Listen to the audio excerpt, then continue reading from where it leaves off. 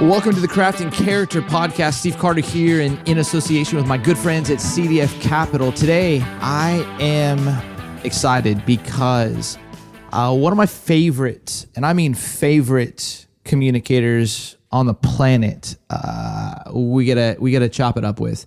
You've heard the Reverend Albert Tate preach, whether at Fellowship Monrovia. When I was at Willow, I would bring him out, whether at the Global Leadership Summit.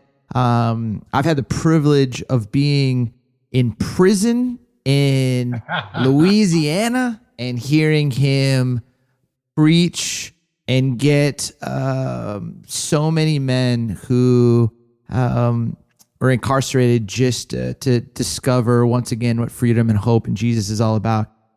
He is unbelievable. But I feel like in the last few years, I have grown in some incredible levels of respect for him. He's always been one of the top storytellers. He's been able to exegete scripture. He has been able to leave you thinking.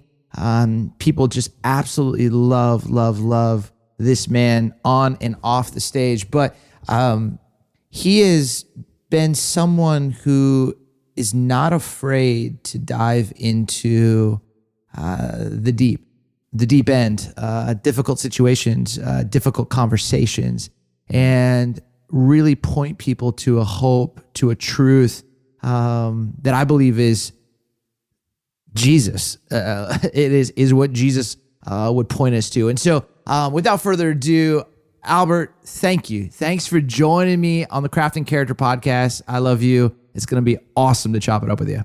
Bro, it's so good to be on here. That was the best introduction I've ever got in my life. I'm going to record that. I'm going to send that to my mama. That was amazing.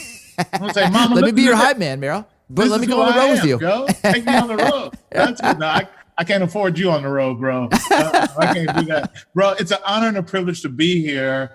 Bro, we were in Louisiana in Angola prison, and the Lord just moved, man. You just mentioning that. One of the guys that was there recently got released, pardoned by the governor, and he was serving a life sentence. So he's now married with his wife, living in Louisiana. So God is still writing stories from our time there, and it just goes to show the power of God's glory. So, bro, Crafting Character, this is unbelievable. This is one of the best podcasts out. So I'm glad to be on here.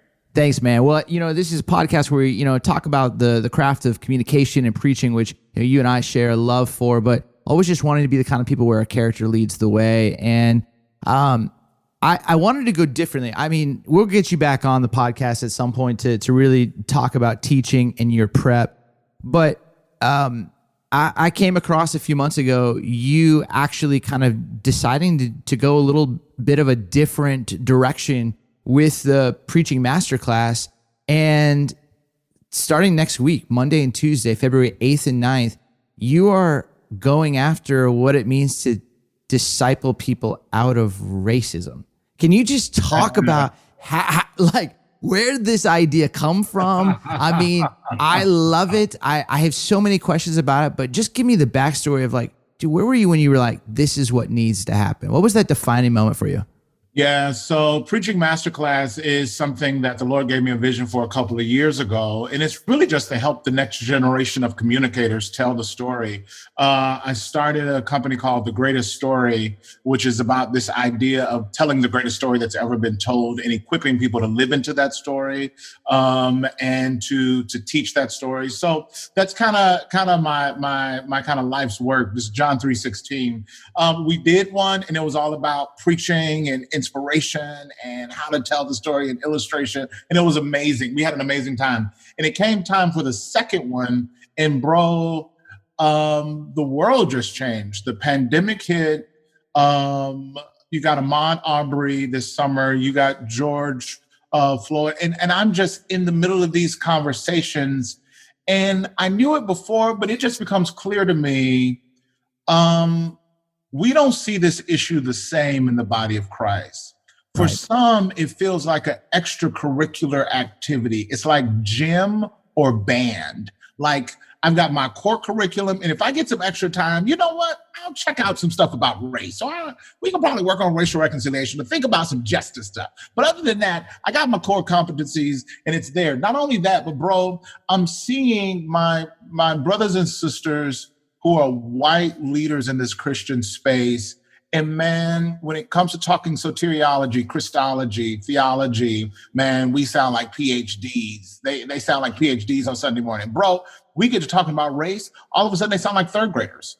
Right. It's like, look at George Floyd. Go look back at the film George Floyd. The Sunday after George Floyd, it seemed like every white pastor in the country called their closest black friend and said, hey, can you come on with me and help me put this message together? Because they didn't even feel confident putting together a sermon without having somebody black on stage with them to do that. Now, some people did it for different reasons or whatever, but I just think it's ironic that you just got all these, hey, can you come and do this message with me?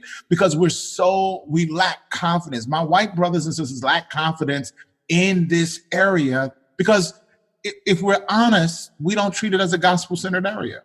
Wow, we don't look at racial reconciliation as an outworking of the gospel of Jesus Christ. You teach more about your offerings than you do about the outworkings of Jesus Christ concerning race. And it is one of the most significant messages in Scripture. God, I mean, they break it down like this. There's this scene and they're trying to figure out what is it about. What's it tell us? He says, here's it in the bottom line. You got 10 commandments. Here's it in the bottom line. Number one, love the Lord your God with all your heart, mind, and soul, and love your neighbor as yourself. If you get them two right, you in the game. If we had to boil it down. So loving your neighbor requires you knowing, seeing, and understanding the burden of your neighbor. And as a black man navigating multi-ethnic spaces, to be honest, bro, I just got tired and frustrated with my white siblings being my burden and not lifting my burden.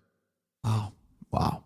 Wow. Because in these moments of racial unrest, I can't even sit and lament in the brokenness of my heart because I'm having to spend painstakingly time defending my tears to my white siblings that have no idea the burden. And I'm looking at our curriculum. I'm looking at our pedagogy, if you will, if I'm saying that word right.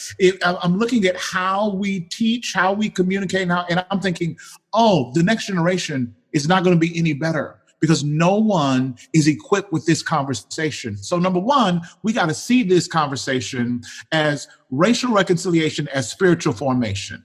Yes. We got to see it as that. And the conversation about race is an indicator of spiritual maturity. It comes from spiritual maturity as I seek to see and understand and love my neighbor well. So number one, you got to see racial reconciliation as a form of spiritual formation. This is me getting my life together. Number two, I was on the phone with some other black pastors, and in the heat of the racial unrest, we're on the thread. We're on the text thread. You know how you got some homies on the text thread. We got the bros on the text thread. And one of my friends, Charlie Dates, from Chicago, one of the baddest preachers, man. Ooh. I called him. I mean, and you talk about a bold move that he just made. Oh, huge. You know huge, what I mean? I'm like, huge. This guy, I love that man. Oh, love that man. And he unpacks at the conference that we'll talk about in a little bit. He's one of the speakers. He unpacks critical race theory, talks about all that kind of stuff. It's really brilliant. But we're on a text thread and he just says these words and it just resonated. He said, man, racism has been discipled into us. This thing has been discipled in. Yeah. And man, that hit me. And I was like, you know what? It's got to be discipled out. Come on. It's got to be discipled out. It's got to be from spiritual leaders, spiritual institutions declaring that something has happened to us and it ain't right. So we got to understand the history. We got to look at it. And racism discipled in, it just wasn't discipled into us. It's so funny. We give sin an easy pass when it comes to racism. We don't assume the worst when it comes to sin, when it comes to racism. But anywhere else, we gonna root it out, dig it out. Right. Don't let it come close. Racism, we give each other the benefit of the doubt. Racism stopped just in us personally, in personal races from back in the day. It didn't get in the institutions. It didn't get in the water that we swim in. Oh, yes, it did. Sin is serious. And it did not decide to say, no, I'm not going. So racism is in the institutions. It's in, look at the history of private schools.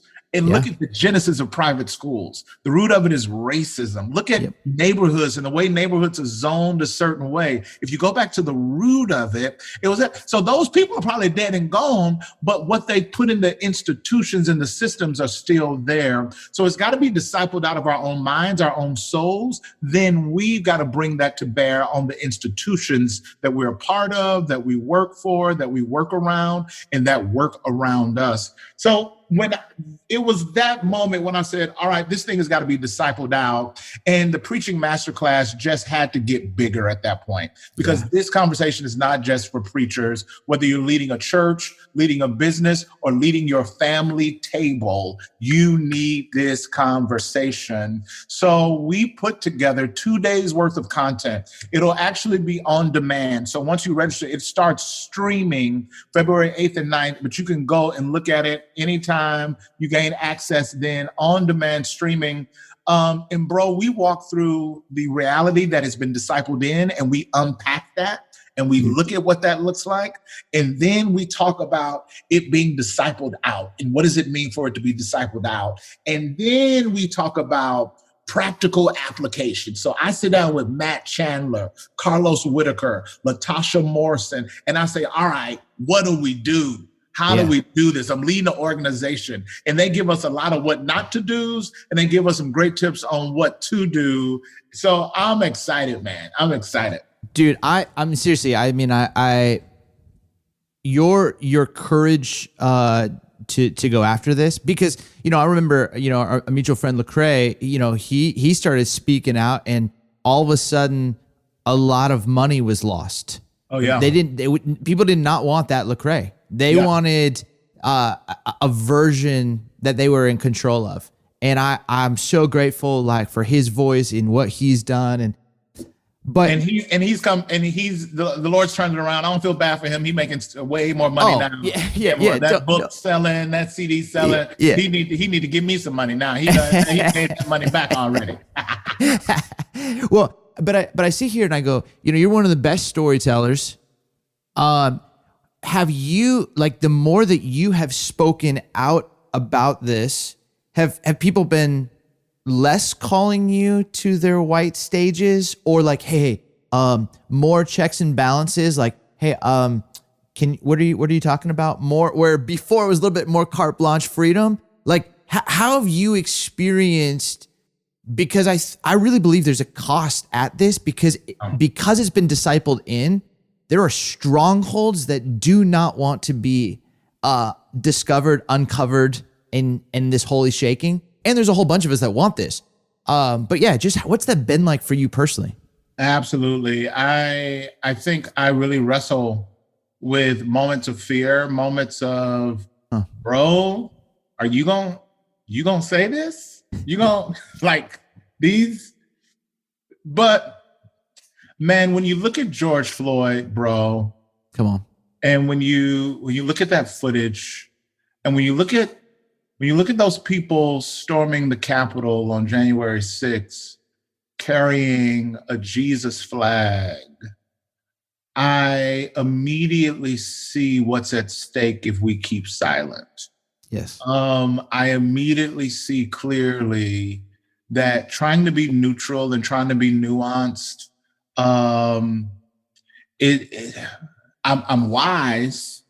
I try to be loving and I try to be marked with grace, but I realize it's going to cost me something. Man, there's a passage though, and this is what even the conference and the gathering is about. It's about empowering leaders, pastors to lift. Man, if we would just lift every voice. The Negro National Anthem is called "Lift Every Voice and Sing." Yeah. And that song has been burning in my heart. And I just thought, man, if we just lifted our voice against racism, it would fall just like that. So I'm on a mission to drive brothers and sisters to lift their voices. 2 Samuel 24:24. I never sat with this passage until this week, and it's messing me up. David has sinned before God. He has to offer up a sacrifice. He goes, I think the name is Arana. He asked to use his threshing floor so that he might offer up a sacrifice. So he gets ready to pay. He says, King, I'll give it to you for free. And David, 2 Samuel 24:24 says, I cannot offer something to the Lord that cost me nothing. Nothing. Yes. Ouch. Yep. And I fear that we are being caught in a cultural version of Christianity that is fueled by sacrifices, that offering up to God things that cost us nothing. Ooh. Offering up, I can put an MLK quote on my Instagram and call that an offering. I can watch church in my underwear while sipping a latte and call that an offering. Now, I ain't mad at that. I've done all of that, but don't think that that's your offering to God. Don't offer up to something that costs you nothing. Yes. So when I think about the cost and the risk of not being invited to certain conferences and certain spaces and certain things, my ego says, ouch, but my soul says, well, God, maybe I'm getting to the place in my ministry and my worship where I'm actually offering you something that cost me something. Oh, what a joy to offer up to God something that actually cost me something, because God, you offered something to me that cost you everything. Come on. Right. This is a preaching, this is a preaching podcast, ain't it? Come on. I'm going to throw the keys. Come on, let's get the organ. You know what's amazing, Albert, and again, I thank you. I thank you for this. And I remember when I bought my first house, Grand Rapids, Michigan, I called my mentor. You would have loved this guy. His name was Hal. He ended up passing 5 years ago. But I called him, and I really wanted him to celebrate with me. And the fact that, like, dude, I bought a house. And he just said, hey, be really careful. I said, why? He goes, when you get a house, usually your prophetic voice goes, because now you have something to lose. Wow. And he said, that house, don't let it get in the way of you having to say what God has put on your lips and on your heart to say. Wow. And I just remember just like, I did not expect that. But that was like our relationship. He was always challenging me. And, he'd always say stuff like, you're going to be somebody's heretic, and you're not going to make everybody happy. And if you can do those two things, then get on a pulpit and preach. But if you can't, go find another job, but I think, I've watched you online. I've watched you in the mornings. I've watched the things that you are posting, and you've taken some hits and you've responded. It's like, it's exposed the best of you, though, the best of you. And we need it, I feel like. Yeah. And I think it's fascinating is I've been trying to write about this and process it. But, maybe 4 years ago, I was disappointed that not enough people had put up an MLK quote on Martin Luther King Day. You know what I mean? But then it's like, this year I was like, it's pointless. It's now, but like back then nobody was doing it. And it's like, but then also the stakes have gotten higher. Like for a while, 5 years ago, I was like, okay, a church is starting to do one service on MLK weekend where they can, where the white nationalists are and the Christian nationalists are already going to boycott that service anyway. But we can do something for that 1 week. And a mutual friend of ours, she called it skim MLK. She's like, oh, that's just skim milk, which is genius. But I think to it going, it became a one-off, not a discipling out of. And what you're getting after, I think I hope for many white leaders, they will be able to listen and receive, because it's going to be crucial. Yeah. And here's the deal, like, Dr. Corey Edwards did some research, and man, what she brought back was devastating and very disheartening. She did research on the multiethnic church, and I'm all about I planted a multiethnic church in Southern California. That's my jam. Yep. So she comes back with this research, bro, and she says basically many of the churches that she studied was ineffective in their mission to experience racial reconciliation. Here's why. She said because a church can only be as multi-ethnic as the comfort of the whites.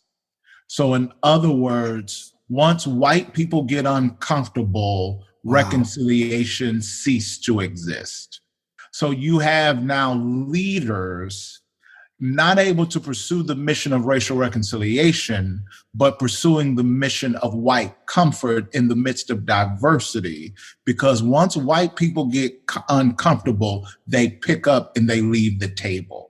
So in the first session of the conference, I'm making an appeal to my white siblings, my white brothers and sisters, because we are family. We've got to know how to have really hard, challenging conversations and not take our ball and go home. Yes. Got to be willing to sit in spaces with people that we probably disagree with or have a different perspective or have a different journey and bring something to bear that we wouldn't have heard before or wouldn't have experienced. And our first reaction not be to be A, defensive, or B, a flight risk and say, all right, I'm out of here. Because it is the very essence of privilege to opt in and out of these conversations at our leisure. Yes. So part of me, bro, this is a burden because I'm fighting for something different for my kids. And I don't have the luxury of opting in and out of the conversation. I'm in it. TD Jake says this, you can get a PhD as a white person and never have to study, sit with Black culture.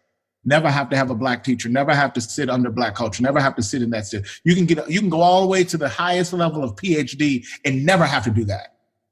As a Black man, I can't get a GED without having to understand white culture and to navigate it. Bro, I am trained from a child up to acquiesce to white comfort so that the guy interviewing me to get the job at Rally's Hamburgers isn't thrown off because I don't know if he's ever been around Black people before. And when my white counterpart shows up, that looks like his nephew. That looks like my nephew. That looks like my son. When I show up, that looks like the guy I saw on news, or that looks like the guy I saw on a TV show, or that looks like a rapper. So I don't know who this. So I've got to talk in a way that's calming to him. I've got to work hard to try to relate and acquiesce to his level of comfort so that he feel good about giving me a job. So with this space that we're creating, it's a safe space, but it is a very uncomfortable space. I'm inviting people, bro, and I'm asking people to register to pay $99 so I can make them feel uncomfortable, so I can offend them. But for minorities, for all of us, it's going to be an opportunity to sit at the feet of some of the greatest communicators on these topics and to hear insight from Scripture, from God's Word and practicality that'll stretch us. And I think the Church of Jesus Christ needs some spaces where we're stretched. So you can be comfortable when you go back to your church on Sunday morning, but come and sit and be stretched with us with the Preaching Masterclass as we talk about discipling out racism. I love it, man. I mean, seriously, I can't wait just to sit and just get a front row seat just to listen and learn, because there's so much. I mean, it's amazing how, when you talk about how much it's in the system, I remember looking at a whole bunch of job descriptions for teaching pastor jobs, and that the church I was serving at, years back. And I looked at the job description and I was like, oh, this just basically is looking for a white 47-year-old, because of the size, the experience, this basically in just the write-up of what you've had to accomplish, it basically, without saying it, it's just no women, no people of color. Yeah. So it's you learn to pick up on the keywords, little keywords, and says, you know what I mean? It's in there. Yeah. Right. And then I think what's unfortunate is these ideas of multiculturalism have become really tasting assimilation.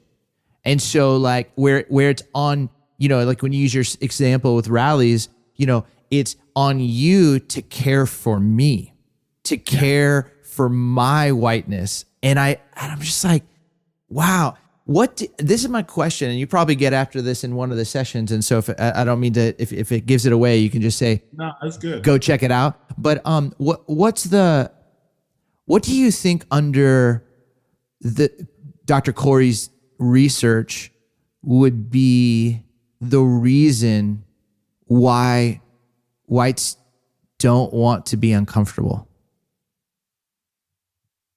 Why people don't want to be uncomfortable? Yeah, like in that sense of like it like that. You know what? Well, I think on a larger scale, to be fair, none of us like to be uncomfortable. Yeah.